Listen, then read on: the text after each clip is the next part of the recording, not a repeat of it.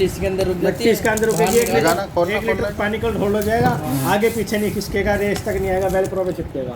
तो ये बड़े होंगे ना, इस मतलब बड़े वाले ये तो सैंपल है, दिखाना पड़ेगा। लगेंगे वो सैंपल है, ये तो दिखाने के कलर हैं ये वाले जो हैं, ये भी चीज़ बड़ी है यार वैसे तो।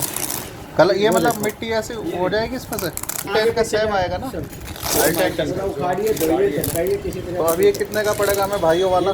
पड़ेगा भाई, मैं बेचता तो 2800 का, लेकिन अब 2600 का देंगे। 2600 के चारों में, चारों वो आ पूरा जाएगा। सेट, पूरा सेट। जैसे कि धूल आ गई इसे उखाड़ा, धूल पड़े रहने दो, एक हफ्ते में एक बार झाड़ लो, वो रोज झाड़ना पड़ता है।